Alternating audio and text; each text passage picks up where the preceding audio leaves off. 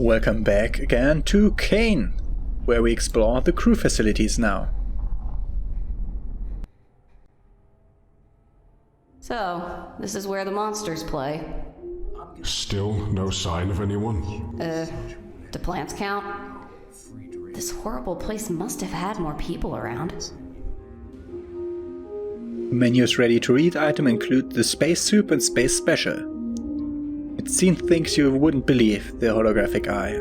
Table and chairs, drab cheap plastic mundanity of this crew lounge is but a moment's respite from the horrors unfolding around it. A holographic tin of Coca-Cola. Who needs sleep? Coca-Cola, it's refreshing addictive.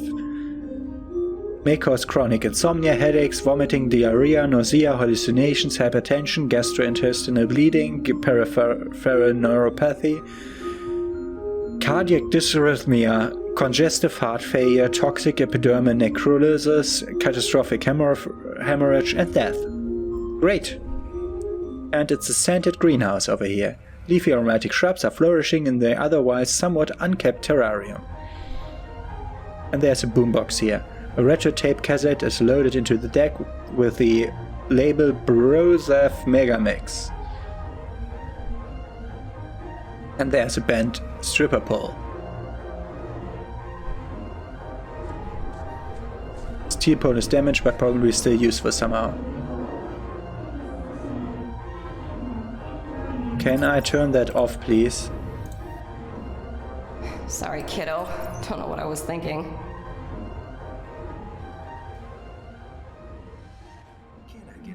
Voice file captured. Can I get a JOSEPH?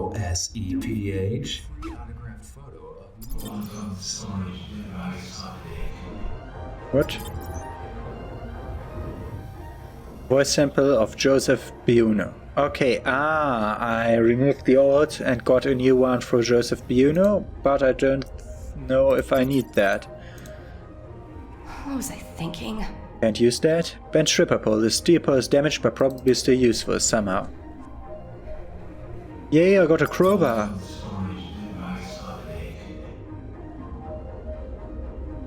Okay, let's go down here. Maybe this has something to say to me? One of those? Nope. Okay, down there.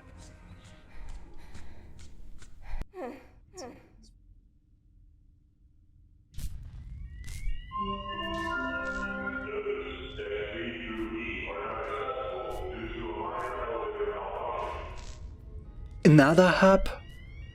The log crew quarters. This is Cindy Mellon, so the wife of the chief of the station, of the thing. There's a PDA over here and a ripped open door.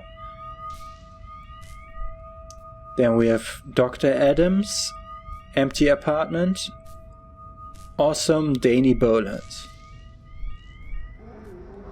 And blood streaks the threshold like a red carpet. That looks inviting. Wait a moment. Dense oxygen gardens are over here. Okay. Yeah, they use plants to make oxygen.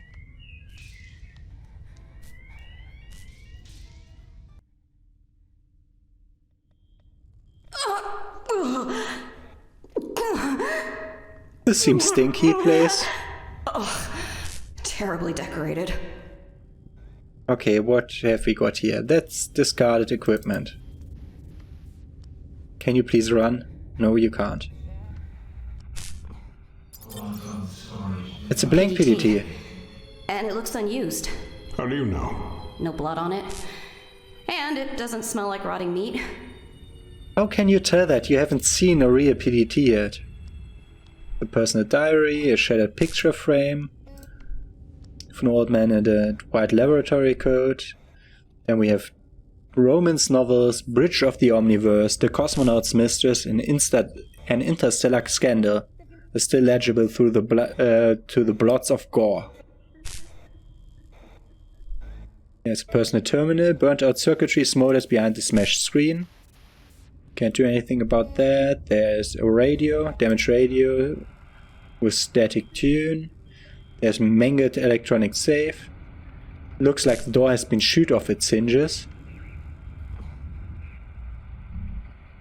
Oh my god. I know him. I know this guy. What guy? There's a photo of... Oh shit. Old boyfriend? Drunken bar night in a morning full of regrets. They paid for the procedure. They chose the hospital. Who? Cayne Corporation. Joseph Cayne is the father of your child? And you didn't think that was something that I should know before? Okay. Stare at polyester vignettes of some other place, some other time. Okay. PDA. So this will be Joseph Cayne's PDA. No, Julia Kearns. Daddy is anxious, he won't admit it, but I think the idea of having Cayne in stasis here bothers him. He knows his work is coming along slowly. Oh no, she loves John. Whatever. Joseph. He knows his work is coming along slowly. He is scared to fail in his holy light, but I know that he will. Poor Daddy. Oh, that Sharon, I'm sure it's her temptation that is leading my dad to failure. She keeps him from punishing himself like he should. She scolds me for calling him Daddy because she thinks I'm too old. Excuse me, but I was raised with a little thing called values. Besides, she wants me to call her Mom. Double standards, right? Joseph is so special. Do you ever feel like something is just meant to be? It's such a tricky feeling to describe, but it's true. It's cliché for a reason. How can you have nostalgia over someone you just saw a couple of minutes ago? I don't know, but it's the best feeling in the world. Babysitting Samantha's brood is easier when I know I can go see him afterwards.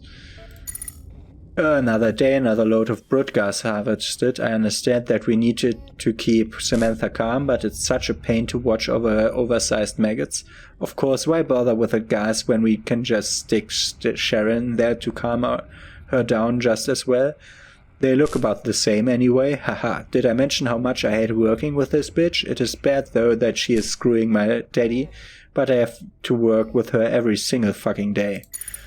Time to vent. I've really been thinking about how Samantha only lets Sharon handle her, and it pisses me off to no end. Joseph could cheat on me and I'd still be angry about Sharon and her stupid lopsided face. I wish that witch could stop trying to micromanage my family. The 1st of May is always so romantic. Spring is here, I mean it probably is somewhere or other. There aren't really seasons here. Sometimes the atmospheric controls break and tries to either freeze or burn us to death though. That counts as season, I think. It's a tough life. Nothing can ever just be okay, you know? If somebody isn't sick, you can bet they're tired or hungry or stressed out. There's nowhere I'd rather be though. Most people don't get to live with their daddy forever, much less a 5-minute walk from their perfect boyfriend. Plus I'm working for a righteous cause, it's all worth it. You, fungus, they say it's all inside of the ventilation system and now it's starting to settle on the outside of the vents. Maybe that's why everyone's got food poisoning. How long has this stuff been around? Smells like old feet.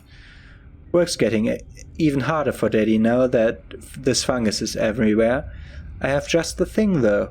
I can make sure Dr. Adams doesn't use this as an opportunity to get ahead. Tonight I'll level the playing field.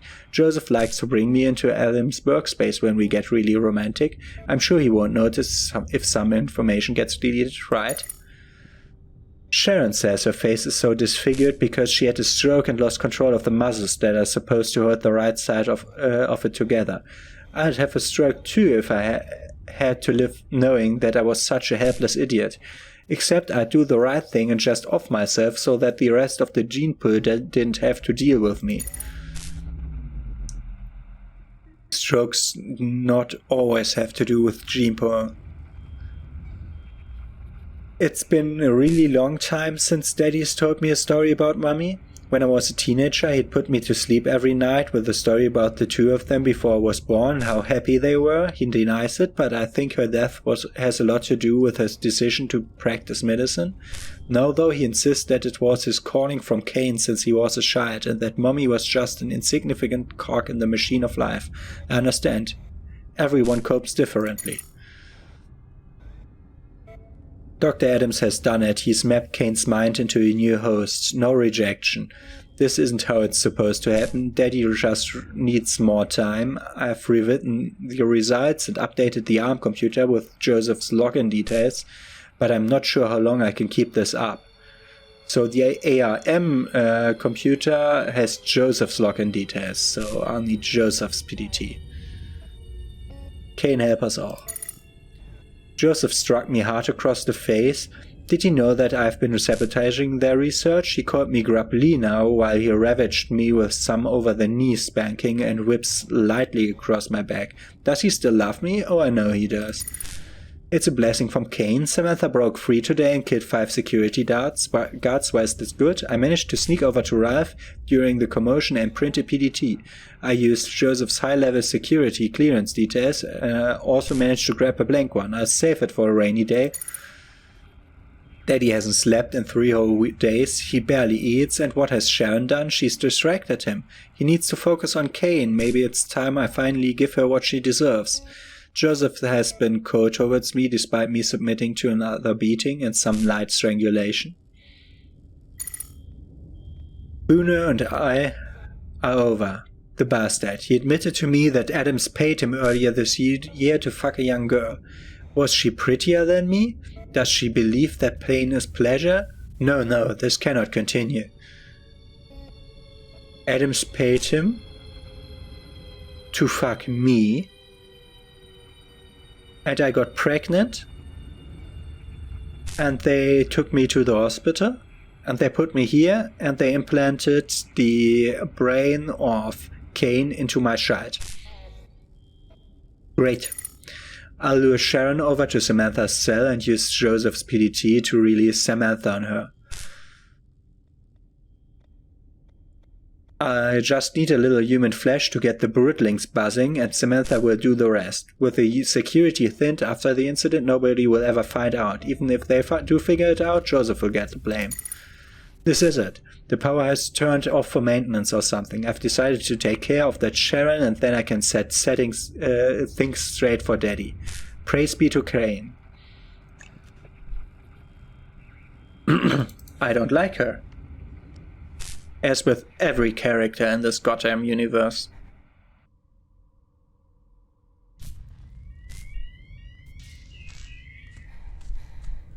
Where's this wreck of an elevator? I'll save before jumping in that.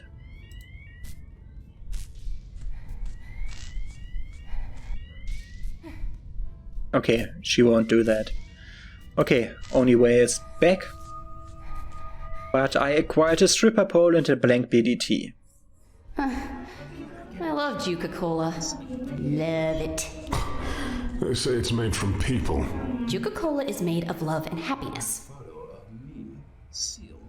Okay, it's made from people. Great. Do I have a new code? No. I don't have one. We don't have enough for the PDT printer room, so let's go to the birthing lab and see what we can do where we found Cayne. I'm still bringing all these names. I'm still doing them wrong in my brain all the time. Joseph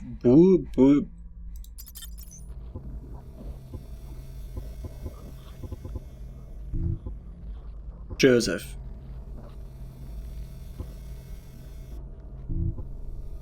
Joseph Bruno. I have no idea how to pronounce that. I don't know which language that is. That would help. Bruno, maybe? Like French? Okay, we did do this. What else do we have? Can we combine stuff? Stripper pole and... What was I thinking? Or whip? Omnitour? Only... Play? Nope. What do we have here? A makeshift lever. Okay. There was a second lever mechanism here.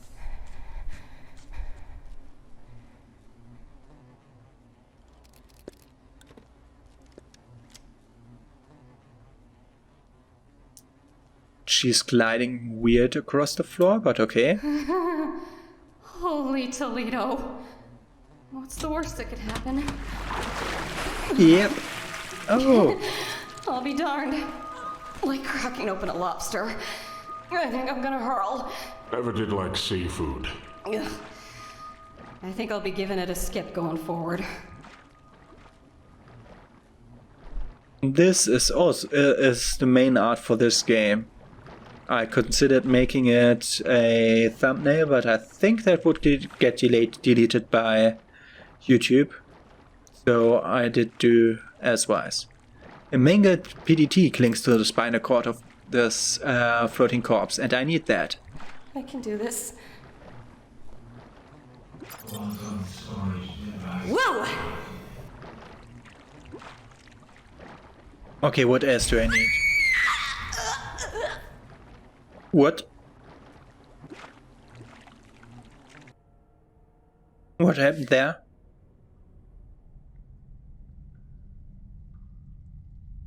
What? Where are we now? It's a stasis pod and a locked door. Where are we? I can see us. Can see it, I can't move the mouse. Ah, there we are. We are elsewhere now. They brought me here. Okay. I assume they're friendly. That was nasty. Okay. Kneeling stone idols, modern monument to humanity's magic many sins. The crumbling fingers seem almost hesitant, perhaps a pious wonder above the stasis pod. The chef d'oeuvre of this perverse tableau, a limp body slooches between the cables and circuitry of the life support apparatus. I think that will be... Yep. That will be Mr. Cayne. Speak of the devil. What do you see? Cayne. I think this is Hendry Cayne. Hendry is dead. Well, hallelujah then. He's here. Alive? In stasis. Yes. I know you're in there. Trust me. I know. You don't have to remind me. I can feel you, all right? Yep, that was shocking for him. There's a cryo control panel. Prostate human effigies. Kneeling children. Iron candelabras. But we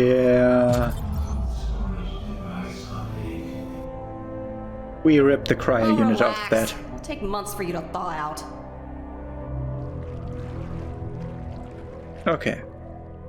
So, can we go now? Like over here? Because I don't see it. Okay. Oh, we needed the cryo thing for the...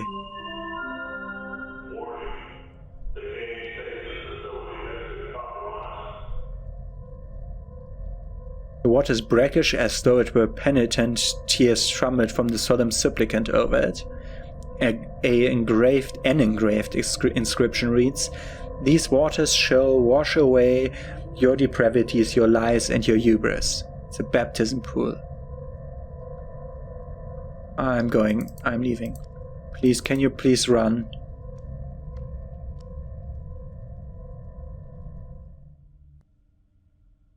These games aren't made better by me walking slowly. Ah, I've been beyond that now. So, I think I have everything I need for the PDT printer.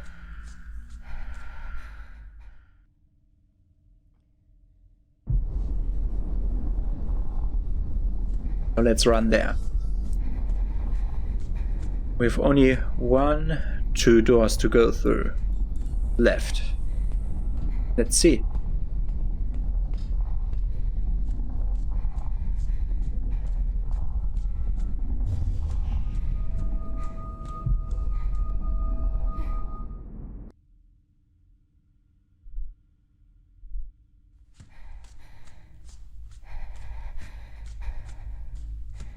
I mean, I know that running is good for a pregnant girl, but it's just so much faster if she does it.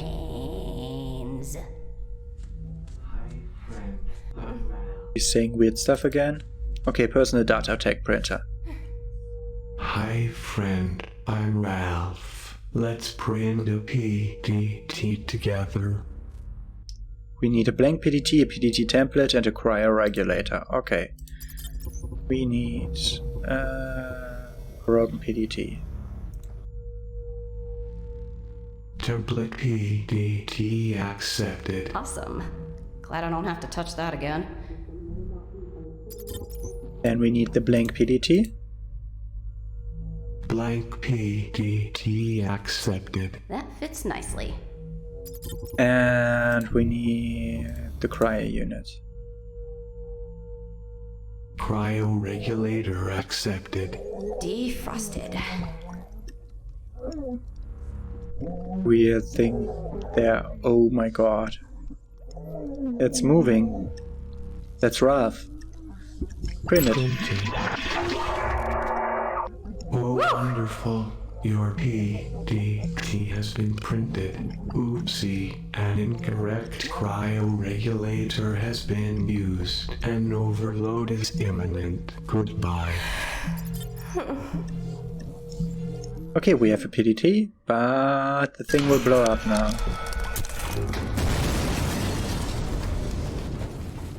So the good thing is I don't have to implant that thing to me. I can just carry it around like an ID card.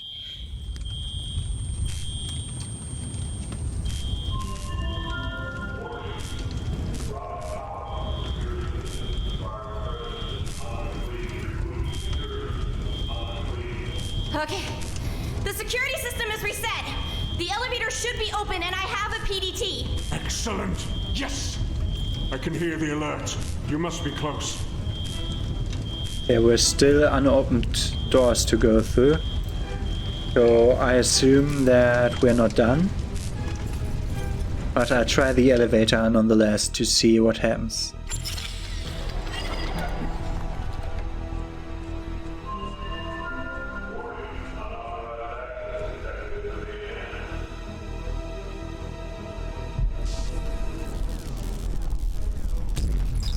Okay, the door is broken down. Let's go to the elevator. I can't. What's wrong? The barrier is torn to pieces. Be vigilant, Hadley. I'm counting on you. You can do this. Be brave. You can do this. You're doing it. The brain emulation lab is now open. And the crew facilities should also have more open doors.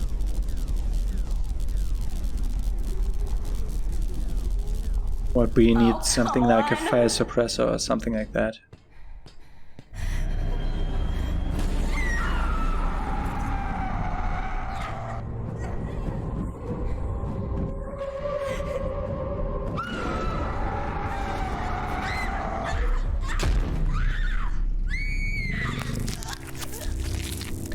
I assume we die.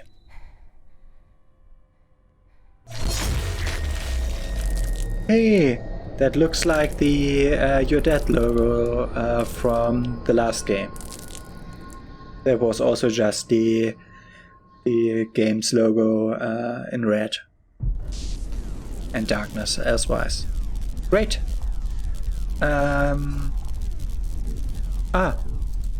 Okay, the autosave is more convenient than my rear save. Okay. Let's go to brain emulation lab. Or crew facilities. Let's go to the new one. And let's have a look. A short look-see at least. Hadley, my dearest little girl, my sweet creature. You're alive. Do you know me? Know you? Oh, my girl. I know you better than you know yourself right now. Oh, God. Adams will suffice. Hadley, you need to go. No. And how is the masterpiece inside of you? Healthy, I hope. Growing quickly now, I'm sure. It's nearly time. What do you mean? Our baby, Hadley. Don't talk about my baby. Why did you take me? You were the right person in the right place at the right time. Can you help me get out of here? Trust him. Out of here? Don't worry about getting out. Security will be here soon. They'll set this all right. Just come. Wait here. This is the safest room in the facility. Here. Closer to me. I don't think so.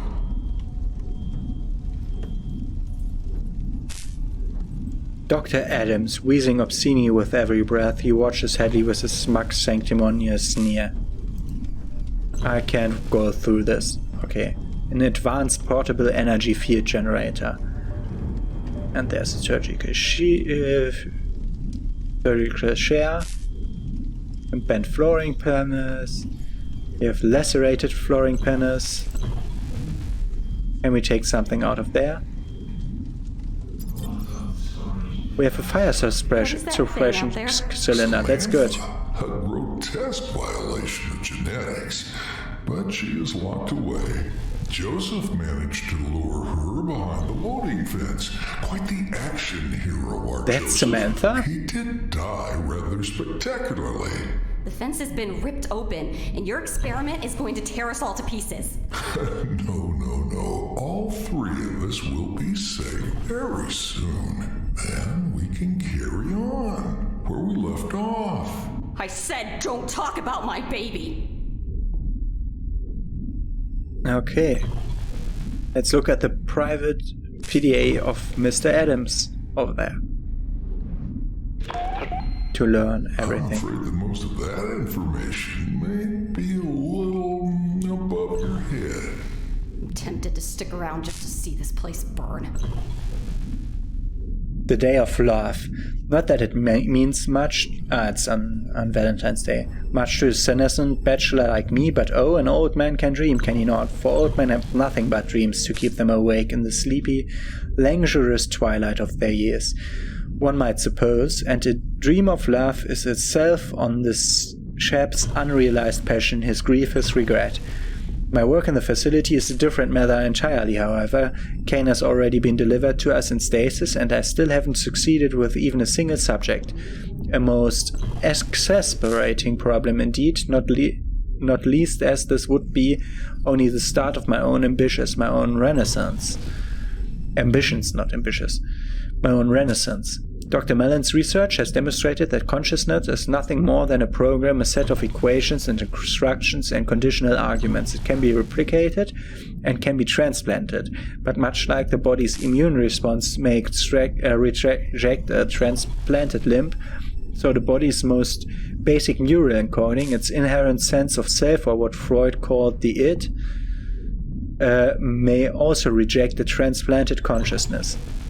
The question is how to suppress this encoding, how to suppress perhaps the human soul itself, and instead of looking for an answer, instead of solving the predicament of human mortality, I'm dreaming of Joseph Buno eating me, and it's rather arousing.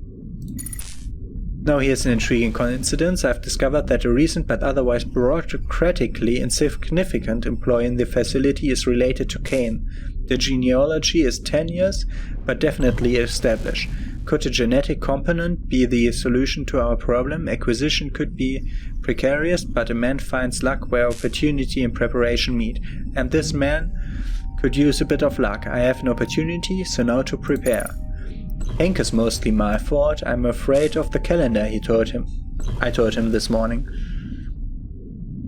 Why, he asked. Because its days are numbered, I replied, and then I had to explain the joke because Hank is not exactly the most socially sophisticated boy.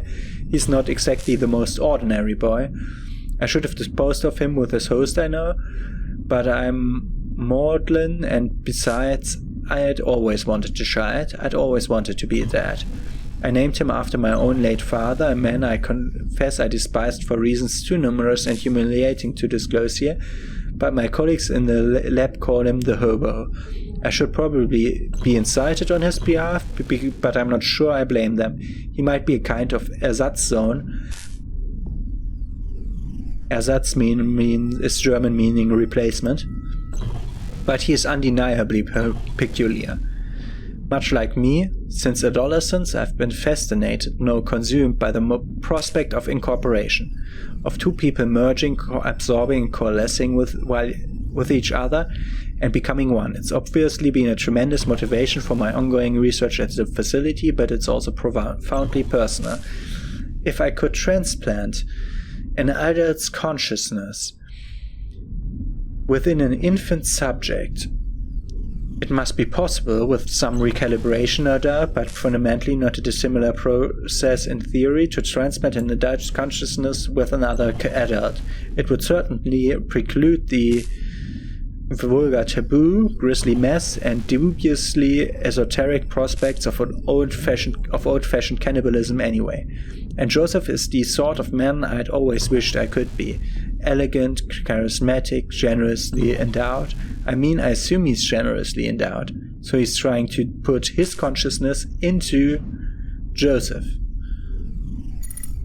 Kern's project is absurd. The regrowth of organs is only a temporary solution to the permanent problem of inevitable infirmity, and a most impractical one. Sooner or later the body itself must be replaced with whatever his pious pretension and shrieks of heresy. He can worship Cayne all he wants, but science is, as they say, a non-profit organization. Cayne is a client, even if he does technically pay our salaries. Our work here is not some occult apostolic devotion, it is legitimate, if maybe not entirely ethical, I'll concede, medical research for the future prosperity of humanity, or the future prosperity of our facility in Ralph's case. We're all about maximizing efficiency over here, and we didn't need a health and fitness officer when everybody who works in these labs is already a medical professional. In the meantime, progress on my own special order is exceeding expectations. Joseph has proven rather more resourceful than I'd first imagined, although I claim the credit for his extraordinary virility. I've started contriving an arrangement for the host's transfer to my lab within the next 2 months or so, with final delivery scheduled just in time for the ho-ho holidays. Oh, Dr. Adams, for me, you shouldn't have. We've had a series of accidents in the lab. Actually, I suspect sabotage of some sort. I found some discrepancies in our security access logs, but the joke's on whomever is responsible, because the early termination of our last 2 host batches has provided a convenient subterfuge for the requisition of my own special order. Now I can watch it on the ultrasound monitor 24 hours a day. All other priorities resigned. Reports of an emergency situation elsewhere in a facility, although the details are infuriatingly, if unexpectedly, ambiguous. As per official company protocol, I've started the arduous process of backing up my lab work, but if a full evacuation is called, I could lose the most crucial progress I've made on the project, progress which has in fact come almost to full term. And that's where we stop this episode, and we will continue after I had a lunch break. See you then.